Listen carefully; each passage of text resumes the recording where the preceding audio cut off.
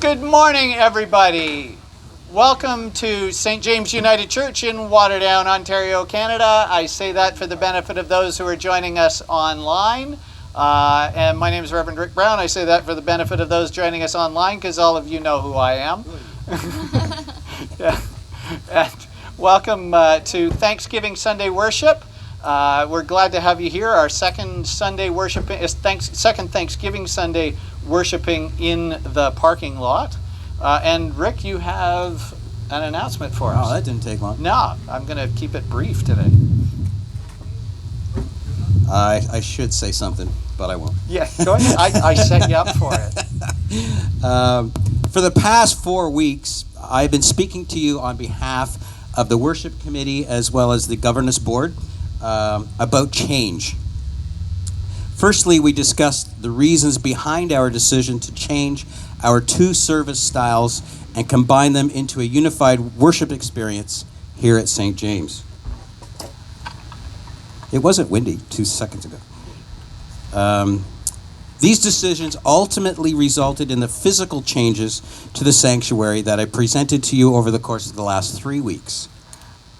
Now, from a stewardship perspective, change. The stewardship team has actually been talking about change for quite some time, as a matter of fact. Over the past 4 years ago, the stewardship learning experience focused on how small change can make a big difference. The Red Wheelbarrow coin drive was a result of that initiative. 10 spiritual practices that we can do to become closer to God and experience positive change in our lives was another significant message the stewardship team presented to the congregation a couple of years ago, which brings us here today. After enduring almost 2 years of a global pandemic, St. James United Church has had to look within themselves to make change. As Reverend Rick pointed out last week in his message, a church will grow and then it'll plateau. The church will not grow again until change is made, and then once again it'll grow and then eventually plateau once again. Well, we're kind of here. To be a truly mission-based church, service styles have had to change, and as a result of this, physical changes to the sanctuary are presently underway. At a total renovation cost of approximately $50,000.